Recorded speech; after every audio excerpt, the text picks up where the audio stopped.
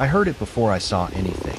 A thin cry that could have been a baby and kept climbing through the air like a hand tugging my sleeve. I stopped on the stone steps of the ruin, looked into the cut between two walls, and saw her. A lynx, wet to the belly from a trickle that ran along the rock, claws scraping for purchase, eyes locked on the light. She tried to jump, slipped, and hit the stone with a sound that punched my ribs. I dropped to my knees. The rock was slick with moss. I felt for edges. There was no safe line. The drop was the height of two people, not deadly, but cruel. She tried again. Her paw slid and left a bright streak. "Easy," I said, though my voice shook. She watched my mouth as if the sound were a ladder. I slid along the wall, braced my shoes on a ledge, put one hand down and the other forward. My fingers met her forepaw, padded and wet. A notch was missing from the edge of her ear. She smelled like damp leaves and something warm. "Milk," I thought, and the word shocked me. We reached farther together. My nails scraped. Her claws were out, but never on me. I planted my feet, counted under my breath, and pulled while she pushed. Stones clacked and fell. Her chest cleared the rim. I hooked my elbow around her shoulders and threw my weight backward. We ended in a heap, my breath gone, her breath fast and wet. For a second, neither of us moved. She rose, shook once, and faced me. She could have left. She did not. She looked at me, and the look had weight. I kept my hands low. "We're done. You're free," I said. She turned, took 2 steps, stopped, and looked back. The cry came again, thin and sharp. Not from her. From the bramble past the wall. She held my eyes a beat, then slipped ahead with the body language of a guide who does not wait for questions. I stood, legs humming, and called the ranger station. Luke picked up on the second ring. "Don't approach," he said. "I'm close." "She's out," I said, "and I think she needs me to follow." "Put me on speaker," he said. "Keep your distance." I did both, his voice a low radio in my pocket. The path ran behind the ruin where the wall gave to a cut of nettle and rotten boards. The lynx moved without sound. When she stood still, I stood still. The cry came again, shorter. She flattened her ears and quickened. "Describe what you see," Luke said. I told him about the bramble and the low places where water gathered. "That notch in her ear," he said. "Some rehab animals carry a mark." At a dip, the ground opened to a hollow half lined with stone. The boards had once been a roof. Now they sagged and let rain through. Beneath them the cry fluttered, then stopped. She made a low sound I felt more than heard. I eased one board aside with my shoe. 2 small bodies came into view. For damp, eyes not right with daylight. Kittens, not helpless, not safe. "Back up," Luke said. "Let her do it." I backed up until my knees hit a stone. The lynx slipped into the hollow and nosed the first kit with firm pushes. The stronger one raised its head and searched the air for milk. She took it by the nape, turned to climb out. The board shifted. I barred it with my forearm and held still. Her whiskers brushed my wrist. She climbed past and vanished into the brush. "Distance?" Luke asked. I told him. He said he was near. "Do not move the young unless water threatens." I looked at the trickle pooling. The sky was turning steel. "Water may threaten," I said.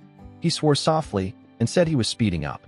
The second kit made a hinged noise, tried to crawl, slid, and lay too still. I counted breaths to keep from grabbing it and breaking the spell of trust we had not earned. On 6, I set my hand flat on the earth near the kit to share warmth without touch. The tiny body shivered. The mother pushed through again. Her chest was higher now. Somewhere near, the first kit was safe. She stood over the second and lowered her head. Strain, not doubt, lived in her shoulders. She tried to take the neck, the angle wrong. She set the kit down and looked at my hands. "If she fails 3 times, Luke said, she may accept help for a lift, but you do not carry it off-site." I nodded though he could not see. She tried once more and failed. Water licked the lip of the hollow. I raised the board an inch with my palm. "Just hold, girl," I said. She took the kit at once, movement clean and sure. As she climbed past, her flank brushed my knee. The contact felt like a stamp. There was no siren, only wind in the ivy and Luke's steps on stone. He came with his hands low and empty, stopped a distance away, saw the hollow and the shine of water, and did not shout. We watched the brush shiver where she went. The first big drops fell. "We need a dry box nearby," he said, "nothing that smells like us." I ran to the trailhead, grabbed a grocer's crate, a towel, and warm water from my thermos. Luke rolled the bottle in the towel for a simple heat source. We set the crate back from the hollow, not a den, just a staging point if the trickle rose. He spoke into his radio for the center and for Dr. Carter, steady and practical. Rain began to tap. We waited. I kept my hand still. The brush parted. She came through, chest high, no kit in her mouth. She looked into the hollow and then at the crate. She sniffed the towel once, brief. "Don't move," Luke said. The next sound hit under the rain. It came from the crate itself, a thin mew, then another. The towel shifted. She had used it already. In the beat, we had looked away. She stood over the crate as if it had always been there. From the far side of the ruin, another small voice answered, echoing up through stone as water found every crack. Luke exhaled. We weren't done. She pressed her paw to the rim the way she had pressed her paws to the stone when I first saw her. She looked at me, then turned and moved toward the bramble again. I followed at a distance, phone warm against my ribs, rain quickening, the ruin listening. We rounded the last fall of wall. The bramble thickened into a pocket where stones leaned like tired shoulders. A faint pop of air came from a small mouth. She stopped and waited the way she had waited on the ledge, true to the pattern she had set. We were not heading away. We were being brought in. Somewhere under those boards a new sound had joined the first. I could not see it yet. I could hear it. And the rain was about to make the choice for all of us. The rain thickened and ran in beads along the stone. Somewhere ahead, the tiny voices braided into one thin thread that pulled us forward. The storm did not wait. By the time Luke reached the hollow, the first drops had already grown into a fine spray. The lynx circled the boards, tail twitching, low growls pressed into the noise of rain. Beneath the shelter lay two small shapes. One squirmed and made faint cries. The other lay still, ribs rising in shallow jerks. Luke lifted his radio close to his chin. "Dr. Carter, we've got 2 kits, one weaker. Conditions wet. We need guidance." Static crackled, then a voice calm and clipped. "Warmth is first.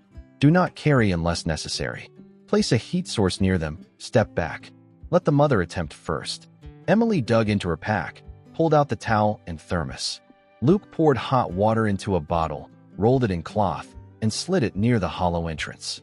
The mother paced, hissed, then paused to sniff the steam. Her head lowered. She brushed her cheek against the board, uncertain. The stronger kit mewed louder, small paws twitching. The weaker one's breath fluttered shallow, eyelids heavy. Emily crouched but kept her hands tight to her knees. Luke's voice was low. "Give her time." The mother nudged the bottle with her nose, then stepped inside. She took the stronger kit in her jaws and backed out, eyes fixed on them as if daring them to follow. She vanished into the wet brush. Emily's chest clenched. "She's not coming back for the other," she whispered. "Wait," Luke said. He checked the sky, already darkening with rolling clouds. They stood under dripping stone, the patter swelling. The weaker kit stirred once, let out a thin rasp. Emily shifted, ready to move. Luke shook his head. One more attempt. Minutes stretched. The rain thickened, pooling at the base of the hollow. The lynx returned, fur spiked with water. She stepped close to the second kit, tried to grip the neck. The angle failed. She released and growled deep, frustration more than threat. Emily's throat burned with restraint. Luke muttered into the radio. "Carter, she's failing the pickup. Guidance." The answer was crisp. "If she tries 3 times and fails, assist only with lift. Do not remove from sight. She must reclaim." Emily whispered the count. First try, second, now third. The lynx tried again, jaw awkward. The kit squeaked faintly, then sagged. She dropped him, stood panting. Her eyes found Emily.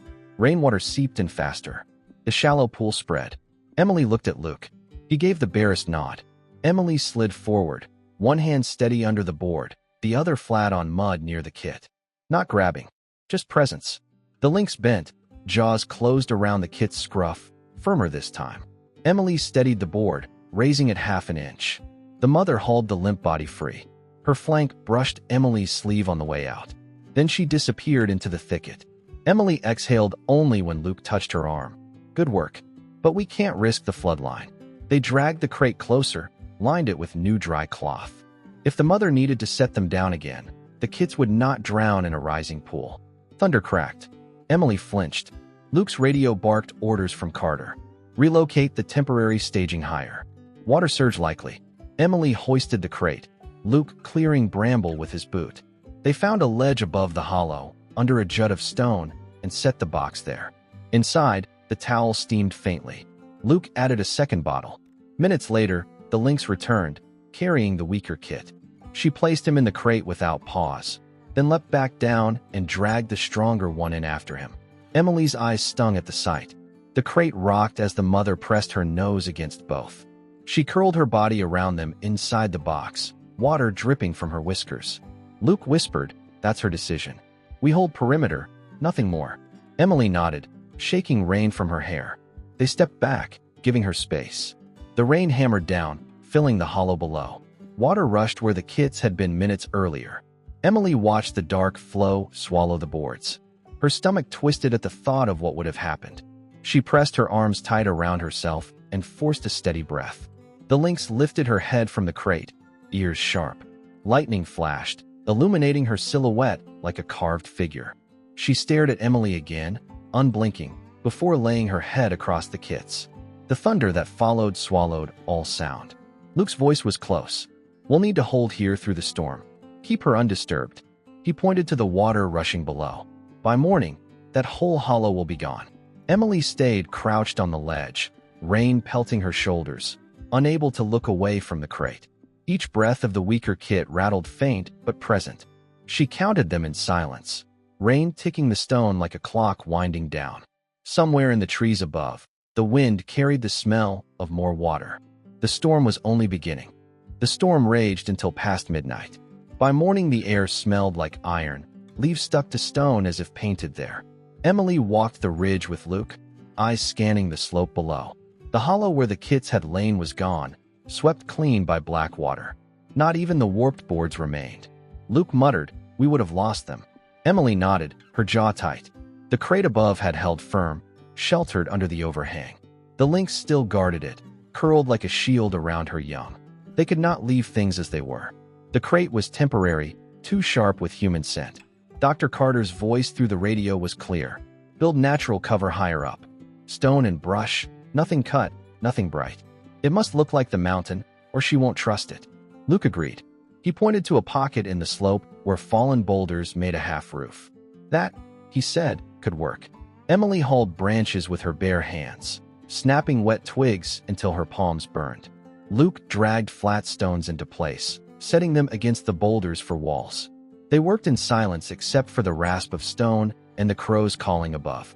By midday, the hollow smelled of earth and rain, not plastic or cloth. Emily stood back, breathing hard. It looked like a den that had always been there. When they stepped aside, the lynx lifted her head from the crate. She rose slow, tail stiff, eyes flicking from the humans to the new shelter. She paced, gave a warning growl, then slipped into the brush. Moments later, she returned, kits dangling from her jaws one by one.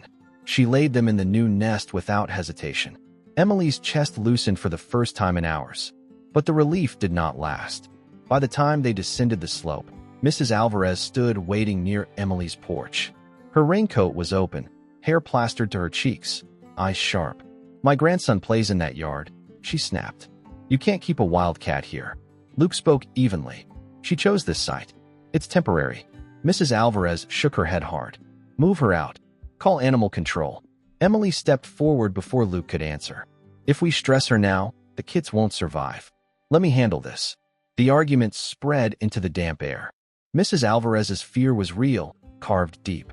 She pictured claws, teeth, a child too close. Emily lowered her voice. "I'll mark off the trail with tape. No one goes near. We'll make warning signs." Her neighbor's jaw clenched, then softened with doubt.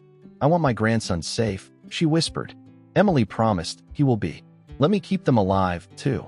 That night, the tape stretched bright across the lower path, fluttering in wind. Luke posted notices at the trailhead, "Do not enter. Wildlife active." Emily set buckets of water by the shed, far from the den, so the mother would not wander closer to the houses. She dropped scraps of chicken skin just inside the tree line and watched from the porch. The lynx appeared like smoke, paws soundless. She approached the scraps, paused, ears turning toward Emily. Then she took them in one bite and slipped away. Hours later, when Emily checked again, the bucket bore a new mark, the print of a wide paw, pressed clean in the mud. The night stretched long. Rain tapered off, leaving crickets and the hum of wet ground. Emily sat on the porch step, arms around her knees. Luke had gone back to the ranger station. Mrs. Alvarez's lights were off. The only sound was the creek, swollen and restless. Near midnight, a shape moved at the edge of her yard. The lynx stood there, chest high, eyes glinting. She held no prey, no kit. She simply looked, then stepped closer. One paw touched the porch stone before she turned and vanished. By dawn, Emily found the crate they had left by the ledge, overturned and empty. She climbed down to check the flood path. The water had carved it clean, scouring every trace. On a rock at the bend she stopped. A single scratch cut the stone, straight and sharp, like a letter drawn by hand. Emily bent low, her throat thick. Years ago, her mother had carved a similar mark on the old trail as a way back home. She traced the groove with her fingertip, the chill biting deep. She rose, the sound of water still roaring below, and knew the mountain was taking and giving in the same breath.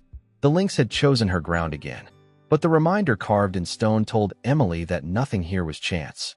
By morning the water began to recede. The swollen creek pulled back, leaving mud streaked like paint across the rocks, tree roots torn and exposed like ribs. Emily and Luke climbed the ridge slowly, boots heavy with silt, each step loud in the sudden quiet after days of rain. The lynx had moved higher still, her kits tucked in the stone den they had built 2 days earlier. She was there now, her body curved around them, eyes half shut but alert, ears swiveling at every shift of wind. Emily and Luke stopped short, no closer than the tape line. The sight was enough to tell them all their effort had mattered. Luke raised his radio, water still dripping from his sleeve. "Center confirms," he said. "This will be filed as controlled observation, no removal." He lowered his voice, softer, meant only for her. "You did right."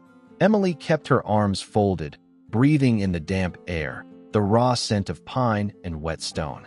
For the first time since the cries in the ruin, she felt her chest loosen, though the ache of tension still lingered like a bruise. The day settled into a rhythm. Luke returned to the station for reports and supplies. Emily stayed near her porch, keeping watch from a respectful distance, every noise tugging her attention back to the ridge. By dusk, Mrs. Alvarez appeared, raincoat clutched around her, carrying a bundle of folded blankets. She set them down without a word, eyes drawn to the slope and the line of trees. Emily walked over, unsure of the moment. The neighbor finally spoke, voice dry. "For the volunteers," she said, "in case they sit out here again." She hesitated, then pulled a shallow dish of birdseed from her pocket and set it on the fence post. "Birds will keep her from wandering near, maybe." Emily nodded, her throat tight. "Thank you." Mrs. Alvarez gave the smallest shrug, though her lips pressed thin. "Just keep my grandson safe." Emily promised without hesitation, "I will." The following days blurred together, broken into tasks and small glances toward the ridge. Rain gave way to sun, the ground steaming as it dried, and the ridge began to hold color again. The lynx left the den at night, hunting along the creek, returning at dawn with her chest low to the ground, carrying scraps of rabbit or bird. Emily caught glimpses only in fragments, a flash of spots in moonlight, the gleam of eyes at the edge of the brush.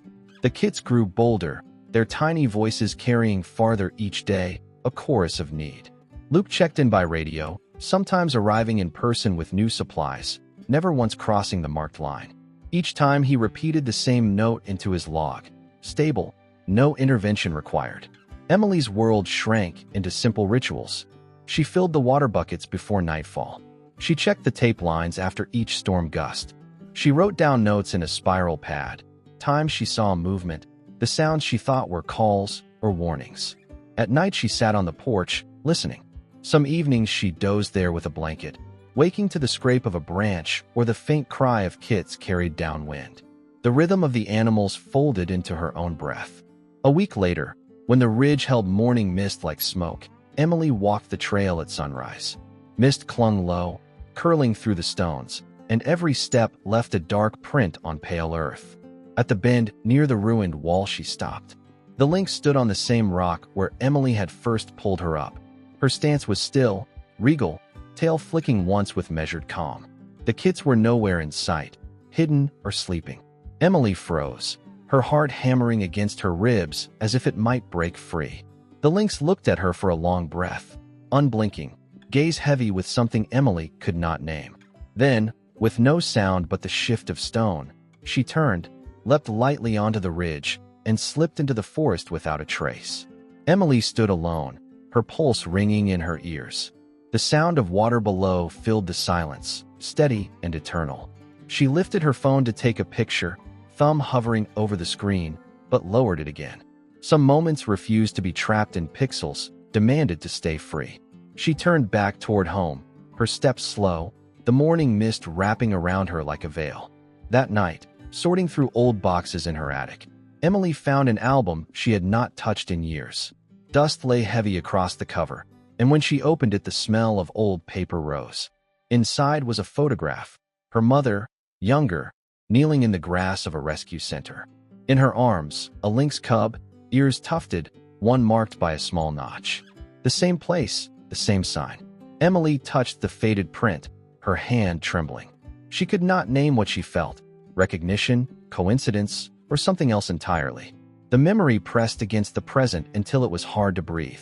She only knew the circle had closed in a way she would never explain, no matter how many times she turned it over in her mind. She closed the album slowly and sat still in the dim attic light. Outside, the night air moved softly through the trees, carrying the steady rhythm of crickets. Somewhere on the ridge, the lynx and her kits breathed under stone, their small world intact.